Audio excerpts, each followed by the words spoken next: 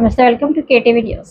కూటమి ప్రభుత్వం అధికారంలోకి వచ్చిన తర్వాత పులివెందుల నియోజకవర్గంలో రైతులకు నీటి కొరత లేకుండా చర్యలు చేపట్టి ఎర్రబల్ల చెరువు సహా పలు సాగునీటి వనరులకు నిరంతరంగా నీరు అందిస్తున్నామని మాజీ ఎమ్మెల్సీ పులివెందుల నియోజకవర్గ టీడీపీ ఇన్ఛార్జ్ బీటెక్ రవి తెలిపారు. గండికోట, చిత్రావతి, పైడిపాల్యం రిజర్వాయర్లకు అదనపు నీటి కేటాయింపుల కోసం కలెక్టర్ను కోరినట్లు పేర్కొన్నారు. రైతుల సమస్యల పరిష్కారానికి ప్రభుత్వం కట్టుబడి ఉందన్నారు. రైతులకు సాగునీరు అందించడం లేదంటూ ఎంపీ వైఎస్ అవినాష్ రెడ్డి చేస్తున్న విమర్శలు వాస్తవాలకు విరుద్ధమని, రైతుల సంక్షేమమే తమ ప్రభుత్వ లక్ష్యమని స్పష్టం చేశారు.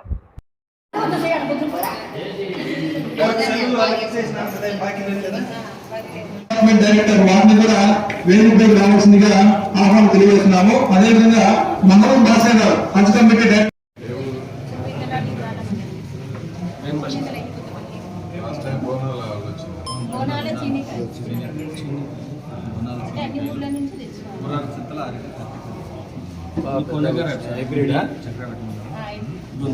ఇవి మామూలుగా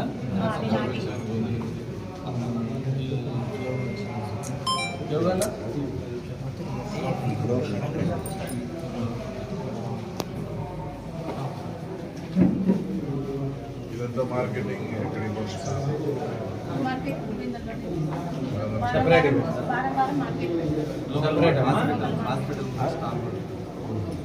అంటే జనరల్గా ఏం కాదు సార్, ఎవ్రీ వీక్ ఇప్పుడు ఫ్రైడే, శుక్రవారం, బుధవారం ఒక్కో మండలంలో లోకల్ మార్కెట్లో మార్కెట్ రేట్ సేల్ ప్రజెంట్ అయితే మరి ఇప్పుడు మామూలుగా మార్కెట్లో వచ్చేదానికి దీనికి రేట్ తేడా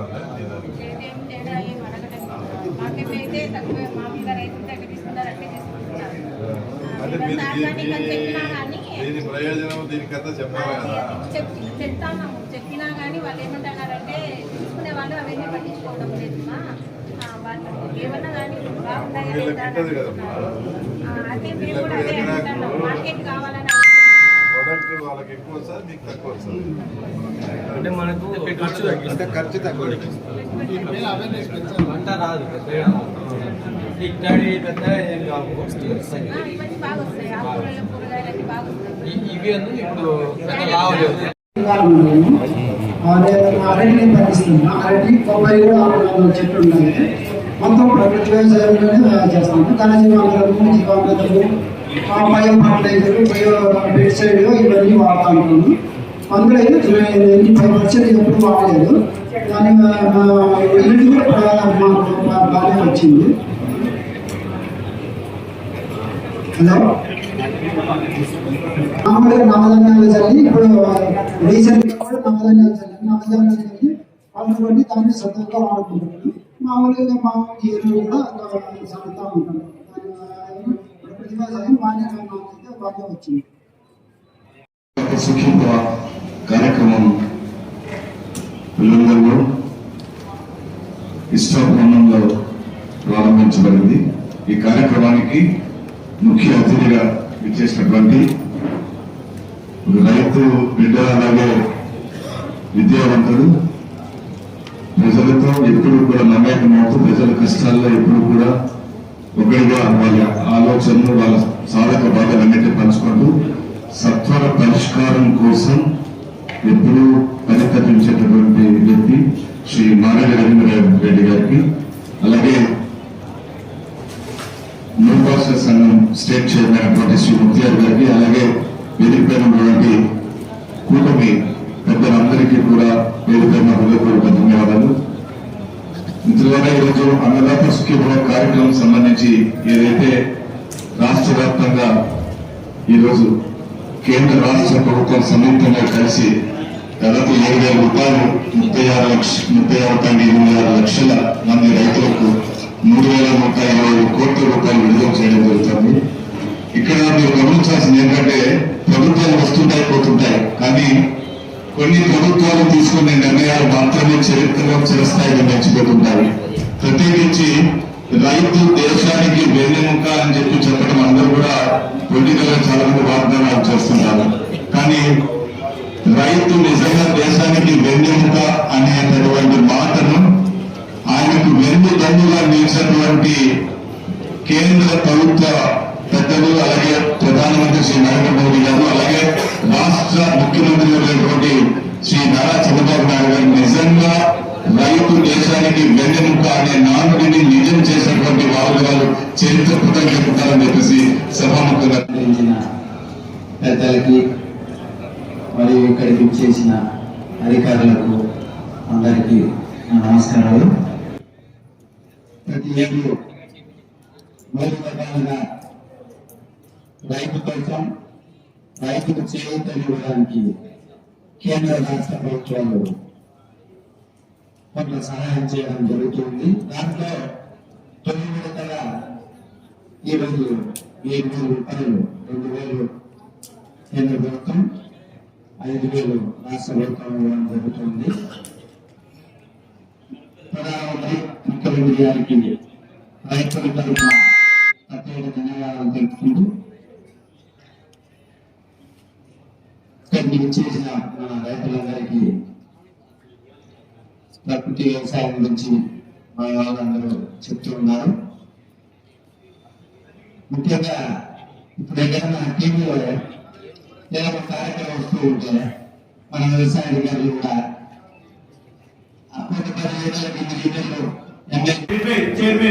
చైర్మన్ ముద్రామణ గారికి అలాగే వేదిక మీద ఉన్నటువంటి అందరికీ కృతజ్ఞతలు తెలియజేస్తున్నాను. ఇప్పుడు చూస్తున్నాం మన రాష్ట్ర ప్రభుత్వం కేంద్ర ప్రభుత్వం రెండు కలిసి డబుల్ ఇంజన్ మాట చెప్తున్నారు కదా, డబుల్ ఇంజన్ స్పైనర్ రైతుల కోసం ఎక్కడి నుండి ఢిల్లీ నుండి ప్రతి ఒక్క రాష్ట్రంలో ప్రతి ఒక్క రైతుకు తన కష్టాలను చూసి ఈ పథకాన్ని పెట్టారు. ఇది ఒక రాష్ట్ర ప్రభుత్వం కేంద్ర ప్రభుత్వం రెండు సంయుక్తంగా పెట్టాయి. అన్నదాత సుఖీభావ అంటూ మన ముఖ్యమంత్రి గారు చంద్రబాబు నాయుడు గారు 5,000, పిఎం కిసాన్ యోజన నరేంద్ర మోడీ నుండి 2,000, మొత్తం 7,000 వస్తాయి. ప్రతి ఒక్క ప్రజలకు మీరు అనుకోవచ్చు 7,000 ఏమవుతామని, కానీ ఈ సీజన్ లో వర్షాల సీజన్ లో మా పెట్టుబడి 7,000తో స్టార్ట్ అయ్యి చాలా లబ్ధి పొందే అవకాశం ఉన్నాయి. అలాగే ఇప్పుడు రసాయనాల గురించి ఎక్కువ మాట్లాడతాం. మన ప్రకృతి వ్యవసాయం చుట్టూ మనం వెళ్ళాలంటే ఇప్పుడున్న ఈ పరిస్థితులలో మనకు పెట్టుబడి తక్కువ ఉండాలా, దిగుబడి ఎక్కువ రావాలా. దిగుబడి ఎక్కువ రావాలంటే మనం దాన్ని ఎక్కువ మొబైల్ చేసి దాని ముందే తీసుకోవాల్సిన అవసరం ఉండాలి. కానీ తొందరగా రసాయనాలు వేయడం వల్ల తొందరగా పంట చేతికి వస్తుంది అనే ఉద్దేశంతో పోతాను. ప్రకృతి వ్యవసాయం చేసే పెద్ద వచ్చాయి. ఒకరితో ఆగిపోతే కాదు, ప్రతి ఒక్కరు ప్రకృతి వ్యవసాయం మీద దృష్టి పెట్టి ఒక దిగుబడితో పాటు ప్రతి ఒక్కరి ఆరోగ్యం గురించి ఆలోచించే అవకాశం ఉంటుంది. ప్రతి ఒక్కరు ఆలోచించాలా. అలాగే ఇక్కడ బీటెక్ గారికి ఒకటి విన్నపం చేస్తున్నాను. ఈ నెల 25వ తేదీ నుండి తెలుగుదేశం పార్టీ ప్రజల్లోకి వెళ్ళబోతుంది, ప్రతి ఒక్క ఇంటి తరపు తగ్గబోతుంది. అలాగే మన గ్రామాలకు వెళ్ళబోతున్నాం. గ్రామాల్లో ప్రజలకు ఉన్న సమస్యలు ఏదైనా చిన్న సమస్యలు ఉంటే మీరు తక్షణమే అక్కడే వాళ్ళ సమస్యలు పరిష్కరించినట్లయితే అంత ఊర్లో ఉంటారు, ఒక గ్రామంలో ఉంటారు. ఆ గ్రామంలో తాగునీటికి వాటర్ ప్లాంట్ నమ్ముకోవచ్చు, కానీ మనం చాలా తక్కువ డబ్బుతోనే మనం వాళ్ళకి చేయొచ్చు. ఇట్లా చిన్న విషయాలు, చిన్న బోర్లు లేపడం కానీ, అక్కడ బస్ స్టాండ్ సదుపాయం కానీ, చిన్న రైతులకు సమస్యలు ఉంటాయి. కరువు పని చేస్తున్నారు, కరువు పని చేసే వాళ్ళతో బిల్లుల గురించి కానీ వాళ్ళు చేసే వాళ్ళ గురించి మీరన్నీ ఆలోచించి ఇట్లా చిన్న విషయాలన్నీ మీరు తక్షణమే అక్కడ ఉన్నటువంటి సమయంలో అక్కడే మనం పరిష్కరించినట్టయితే ప్రజలకు మంచి కోరుతుంది. అలాగే మనకు మంచి జరుగుతాయని నేను తెలియజేస్తున్నాను. ఈ అవకాశం ఇచ్చినందుకు బీటెక్ గారికి అలాగే పెద్దలందరికీ నా కృతజ్ఞతలు తెలియజేస్తున్నాను. ఇందాక ఈయన భరత్ చెప్పినట్లు మొన్న అందరి కూటమి మీటింగ్ జరిగింది మా కడపలో. ఆ మీటింగ్ మీద మన ఆలోచనలు మేము చాలా క్లియర్ గా చాలా స్పష్టంగా ఇన్ఛార్జి మంత్రి గారిని మేము పల్లెలకు పోయినప్పుడు అక్కడ ఏదైనా ఎమర్జెన్సీ వర్క్స్ ఏదన్నా అడిగినప్పుడు మేము శాంక్షన్ చేసేట్టుగా ఉండాలి. ఆ ఊరికి మేమంతా పోయి వాళ్ళు చెప్పింది వినొచ్చేదానికి కాదు, ఏదైనా అత్యవసరమైన పనులు చేసేదానికి మాకు కొంత ఎస్డిఎఫ్ అంటే స్పెషల్ డెవలప్మెంట్ నుంచి కానీ, లేదంటే డిస్ట్రిక్ట్ ముందర మన డిఎంఎఫ్ నుంచి కానీ ఇది కలెక్టర్ గారు ఉన్నారు, ఇన్ఛార్జి మంత్రి గారు ఉన్నారు. పెద్దలకి మరియు ఇక్కడికి చేసిన అధికారులకు అందరికీ నా నమస్కారాలు. ప్రతి ఏడు 3 రకాలుగా రైతు కోసం రైతుకు చేయూతనివ్వడానికి కేంద్ర రాష్ట్ర ప్రభుత్వాలు కొంత సహాయం చేయడం జరుగుతుంది. దాంట్లో 9 విడతగా ఈరోజు 7,000 రూపాయలు 2,000 కేంద్ర ప్రభుత్వం 5,000 రాష్ట్ర ప్రభుత్వం ఇవ్వడం జరుగుతుంది. ప్రధానమంత్రి ముఖ్యమంత్రి గారికి రైతుల తరఫున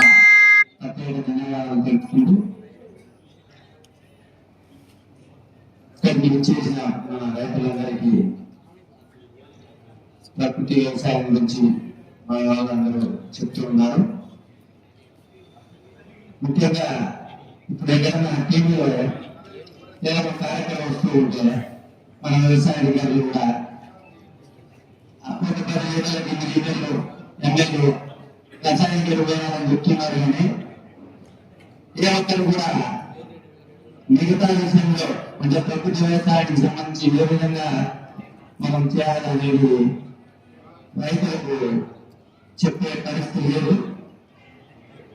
రైతులకు ఏమంటే ఇప్పుడు ఒక తీవ్రమైన సాగు పోయి రసాయనిక సాగు పోయి ఏ కొట్టి బాగుంటుందని అంటే మనం ఆరోగ్య డాక్టర్ దగ్గరికి పోయి రకంగా ఈరోజు ప్రోగ్రాం చేసుకోవడం.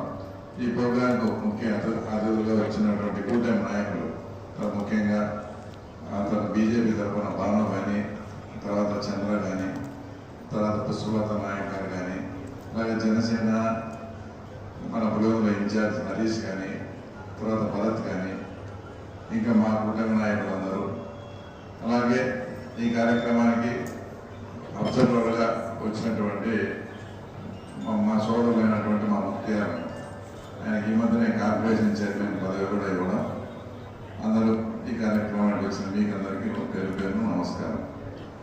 ఏంటంటే మనము ఎవరితో కానీ ఒక మంచి వాళ్ళు మనకు చేసింటే అది వేదిక ఏదైనా కానీ ఏ సందర్భమైనా కానీ ఆ తర్వాత ఆ మంచిని స్మరించుకోవడం అనేది అది చాలా మంచి ఇదిగా. ఎందుకంటే ఇప్పుడు ముత్యాలన్న ఈరోజు ఇక్కడికి వచ్చారు, మీ అందరికీ తెలుసు. కానీ మా ముత్యాలన్న గత 15 సంవత్సరాల నుంచి చాలా ఆత్మీయంగా చాలా మంచి క్లోజ్ ఫ్రెండ్గా ఉన్నాడు. ఆయన చెప్పినాడు ఎంపీటీసీ ఎలక్షన్స్లో ఇద్దరం కలిసి పనిచేసామని చెప్పినాడు. అది కలిసి పనిచేసామని మీ దగ్గర ఊరికే చెప్తాను, కానీ నా విజయంలో ప్రధాన పాత్ర వహించింది ముత్యాలన్న. ఎందుకంటే అప్పట్లో ఒక్కప్పుడు దానికి యాక్టివ్గా జనరల్గా సమస్యలు వస్తుంటాయి, ఈ జనరల్గా వచ్చేటన్ని మామూలే. ఏది నిజంగా రైతుకు అత్యవసరము, ఏ పరిస్థితుల్లో రైతు ఉంటే కూడా మనకు చైతన్యత ఏం చేయాలనే ఉద్దేశంతో చేసినది అదొకటి. రెండో విషయం వచ్చేసి మీ అందరికీ తెలుసు, తర్వాత అరటి ఇంకొక నెలకు ఒక 20-25 రోజులకు గెల కొట్టాల్సిన పరిస్థితి ఉన్నప్పుడు తప్పకుండా విపరీతమైన గాలి వర్షం వచ్చి పడిపోవడం, ఇబ్బంది జరగడం. ఆవరేజ్గా ఇప్పుడు ₹1,00,000 నుంచి 2 లక్షలు పెట్టుబడి పెట్టింటాడు. 4-5 లక్షల రూపాయలు కనబడుతూ కనబడుతూ ఉంటుంది. సడన్ గా 1 గంటకు మొత్తం పడిపోయి ఆ రైతు పరిస్థితి చాలా అగమ్యగోచరంగా తయారవుతూ ఉంది. దీనికి ఏం చేయాలని కలెక్టర్తో అందరితో మాట్లాడితే మనకుండే మెయిన్ ప్రాబ్లం ఏంటంటే ఇన్సూరెన్స్ కనుక మనం కట్టుకోగలిగితే ఇన్సూరెన్స్ మనకేమో వస్తుంది. కానీ ఇన్సూరెన్స్ ఏదైతే కొలిచే సాధనాలు ఉన్నాయో అవి మండలానికి ఒక చోటనే ఉన్నాయి. అంటే ఇప్పుడు లింగాల హెడ్ క్వార్టర్లో ఆ సాధనం ఉంటుంది, అక్కడేమో ఆ రోజు విందు 50 కిలోమీటర్లు చూపిస్తూ ఉంటుంది. అయితే నష్టం గురాచింతలు కానీ ఇంకో చోట జరుగుతుంది, అక్కడ స్పీడ్ 200 కిలోమీటర్లు ఉంది. ఈ సమస్య వల్ల ఇన్సూరెన్స్ కట్టిన డబ్బులు కట్టినా కూడా వాళ్ళు ఆ రోజు మెజర్మెంట్ చూసి లింగాల మండలం అంతా యూనిట్ గా తీసుకుని 50 కిలోమీటర్ల స్పీడ్ పోతే ఇది పని చేయలేదు, మీరు అబద్ధాలు చెప్తున్నారు, ఇది చెప్తారని, అంటే టెక్నికల్ గా ప్రాబ్లం ఇది. ఈ విషయం కూడా కలెక్టర్ గారితో చర్చించి ఎక్కువ ఏ మండలాల్లో ఎక్కువ అలెక్సాలు వేస్తున్నారో ఆ మండలాలన్నిటిలోకి కూడా 2 విలేజ్లకు ఒక సిస్టమ్ పెడుతున్నాం. అంటే 2 ఊర్లకు మధ్యలో ఒకటి. అంటే మండలంలో 20 పంచాయతీలు ఉంటే 10 పంచాయతీలకు ఆ తర్వాత గాలిని చెట్టు పెట్టి ఆ రకంగా మొత్తం 4-5 మండలాల్లో ఎక్కువ అరటేస్తాం.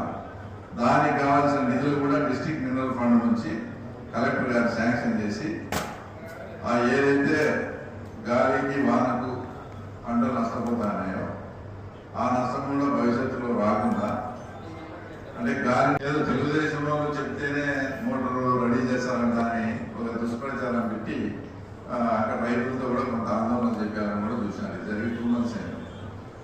మా ఇంజనీర్లు చైతన్య వాళ్ళు కూడా అడిగి, సార్ ఇది కష్టము, మేము కూడా కొన్ని చేసినామంటే మా జోగిరెడ్డి మేము కూడా 12 లక్షలు పెట్టి ఎంతైతే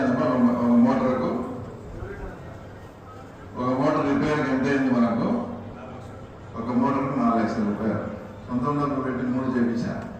ఇంకా లేట్ అవుతుంది అని అధికారి అవినాష్ రెడ్డి అడిగినాడో ఆయన లేదో నాకైతే తెలియదు, కానీ మా ఇంజనీర్లు ఫోన్ చేసి అన్న వాళ్ళు కూడా 2-3 తయారు చేస్తారంట. అదంటే బంగారం కనుక రైతుల కోసము అందరూ చేయాలంటే మాకు కూడా అంత బరువు అవుతుంది, మీకు బరువు అవుతుంది చెప్పి మనం బంగారంగా చెప్పిమని ఆయన కూడా చెప్పినాం. 2-3 రోజులు ఎందుకు రైతులకు ఇమీడియట్ గా, ముఖ్యంగా 9 సంవత్సరం ఏం జరుగుతుంది ఇప్పుడు అదే జరుగుతుంది. కానీ ఇక్కడ వచ్చిన ప్రాబ్లం ఏంటంటే ఎక్కువ అరటి వైపు వెళ్ళి రైతులు వచ్చేసి నీటి వాడకం ఎక్కువైంది. నీటి మేమేమో అంతకుముందు సంవత్సరం ఎన్ని నీళ్లు వదులుతున్నామో ఇప్పుడు అన్ని నీళ్ళే వదులుతున్నాం సిస్టమేటిక్ గా. అయితే రైతులు నీటి వాడకం ఎక్కువైంది, దానివల్ల ఇది ఆటోమేటిక్ గా నీళ్ళ కొరత వచ్చింది. కొరత వచ్చినప్పుడు సమ్మర్ వచ్చినప్పుడు మోటార్లు కాలిపోయినప్పుడు ఈ సమస్య. ఆయన కూడా మేము కూడా చేసామంటే బంగారంగా చేయమని మనం చేయించాడా లేదా నాకు లేదు, చేయించారా వాళ్ళు కూడా చెప్పారు అంటుంటారు. మేము అంటే మనం వద్దంటే మా మీద వేయాలని, వాళ్ళు వద్దనేయాలని. నేను బంగారంగా మీరు ఎంత వీలైతే 2 కాదు 3 కాదు 4 ఏం చేయండి, ఇబ్బందిగానే ఉందని చేయించినా నీళ్ళు కూడా సకాలంలో మొత్తం చేస్తాను. ఇప్పుడు నీటి రిక్వైర్మెంట్ అనేది ఎక్కడ ఉందంటే బొమ్మడిగారిపల్లి, రాజకుంటపల్లి వాళ్ళ ఇంటి దగ్గర ఉంది. అక్కడ నుంచి బకాని గారి పోయేది, బకాని గారిపల్లి పోయే చోట అదంతా కంబైండే. అది కూడా 2-3 రోజులు చేస్తారా? అది కూడా 1 వీక్ అయిపోతుంది.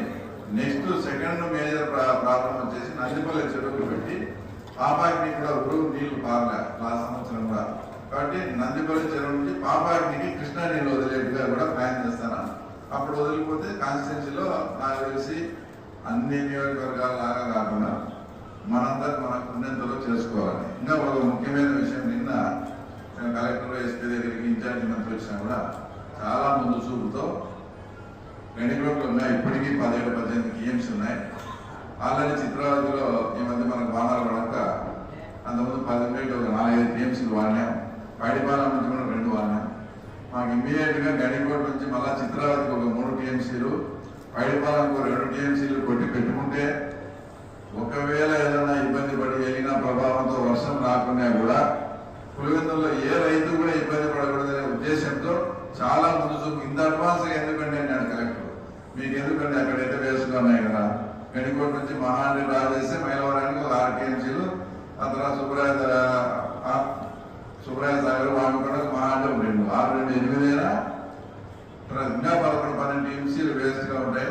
4 టీఎంసీ వరకు డ్రా చేయొచ్చు కదా సార్ అని సార్ని కన్విన్స్ చేసి చిత్రావతికి ఇప్పుడు ఇమ్మీడియట్ గా 3 టీఎంసీ అక్కడి నుంచి లిఫ్ట్ ద్వారా కొట్టించడానికి కూడా మేము ప్రయత్నం చేశాం. రేపు మనాడు అది కూడా స్టార్ట్ అవుతారు. అంటే నియోజకవర్గంలో ముందు భవిష్యత్తులో ఏ సమస్య రావచ్చు, ఆ సమస్యకు మన వైపు నుంచి ఏ పరిష్కారం చేయాలి, ఏ రకంగా చేస్తే రైతులు మనం ఉన్నెల కొద్దిలో కొత్త అన్నా సాటిస్ఫై చేయొచ్చు అనే ఉద్దేశంతో ఈ రకంగా మేము ప్రణాళిక చేసుకుంటూ పోతాం. దానికి ప్రజల నుంచి కానీ రైతుల నుంచి కూడా మద్దతు వస్తే ఇంకా బ్రహ్మాండంగా కూడా మనం వచ్చి రైతులకు మరింత ఇంకా వాళ్ళందరూ కూడా చెప్పినట్లు ప్రకృతి వ్యవసాయం ఆర్గానిక్ పండియాలంటే అంత ఆశామాశయం కాదు. ఇప్పుడు బయట ఒక ఆయన ఆకుకూర పంటతో తోటకూర కొయ్యటాకు పెట్టేనా, నేను లేడీస్ కూడా లేదా అమ్మ తోటకూర కొయ్యటాకు కంటే పెట్టేనా వేరువేరా ఆయన చెప్తాంది. ఆర్గానిక్ పండించినా పక్కన దాంతో పండించినా కూడా సేమ్ రేట్ మాకు అక్కడ తక్కువ దొరుకుతుందని తీసుకుంటామన్నమాట. ఆ పరిస్థితి ఉంటే చాలా కష్టం. కాబట్టి ఇది ఖచ్చితంగా పుష్ప చెప్పినట్లు ప్రభుత్వ సహకారము ఇవన్నీ లేకుండా ప్రకృతి వ్యవసాయం పోవాలంటే ఇప్పట్లో సాధ్యమైంది కాదు. ఖచ్చితంగా వాళ్ళకి కావాల్సిన సదుపాయాలు సర్టిఫికేట్లు అన్ని ఇచ్చి చేస్తే తప్ప అది కూడా తొందరలో భవిష్యత్తులో వస్తాను. ఎందుకంటే ప్రతి ఊరికి 3-4 క్యాన్సర్ పేషెంట్లు ఈరోజు తయారవుతారు. ముఖ్యంగా ఈ మధ్య అందరూ ఎక్కువగా వచ్చేసి ఎండుమిర్చికి దాదాపు 10-15 సార్లు మందులు కొట్టారు. పైగా మా ఇంట్లో అయితే ఎండుమిర్చి తీసుకుంటే 5 సార్లు కడిగి మళ్ళా దాన్ని 3 సార్లు ఎండబెట్టి పౌడర్ పెట్టించుకొని తింటాను స్వయంగా. అంటే షాపులో కనుక్కున్నా. అంటే ఆ రకమైన పరిస్థితులు ఉన్నాయి. కాబట్టి దీనికి ఒకటే విరుగుడు ఆర్గానిక్ పోవడమే ఈ ప్రభుత్వం నుంచి కానీ ఇంకా అన్ని చోట్ల కానీ వస్తేనే బాగుంటుంది. ఇందాక గుణకరపల్లి అమలు కూడా ఒకటి ఏం చెప్పినాడు, ఆ సిస్టమ్ అంటే మీకు కూడా కొంత అవగాహన రావాలా. అక్కడ ఆల్రెడీ వాళ్ళ ఊళ్ళో కొన్ని బోర్లు ఉన్నాయి. శివప్రకాష్ రెడ్డి గారు ఒక పైప్ లైన్ వేసి ఇచ్చే తుప్పు పట్టివి ఉన్నాయి. ఆ బోర్లలోకి కన్నా ఆ పైప్ లైన్ కొంచెం రిపేర్ చేసి ఆ బోర్లలోకి కానీ నీళ్లు మనం పంపిస్తే భూగర్భ జలాలు లోపలికి ఇంకిపోయి మాకు మొత్తం ఆ ఏరియా అంతా డెవలప్ అవుతుందని అమలు వస్తే ఇది సాధ్యం అవ్వాలంటే సాధ్యం అవుతా కదా ప్రయత్నం చేస్తాం మా ఊరికి అని చెప్పి శివప్రకాశ్ రెడ్డి అంతా ఏదైతే పైప్ లైన్ పెండింగ్ ఉంటే అవన్నీ కూడా 2-3 లక్షలు ఖర్చు పెట్టి ఏమా ఎంత డబ్బులు ఖర్చు అయింది 3 లక్షలు సొంత డబ్బులు పెట్టి చేయిస్తే అదేవిధంగా అక్కడ ఉండే లోపల పొరలు అంత అనుకూలించారు. మనం ఆ పైప్ లైన్ వరకు అంతా 2-3 లక్షలు ఖర్చు పెట్టి చేసినాం కాబట్టి ఇంకో చోట 4-5 బోర్లు ఉన్నాయి వాళ్ళు వేసినవి. వాటిలోకి అవినాష్ వచ్చి పంపించుకున్నాడు. అది అదృష్టం కొద్ది ఆ ఊరు అదృష్టం లేదు.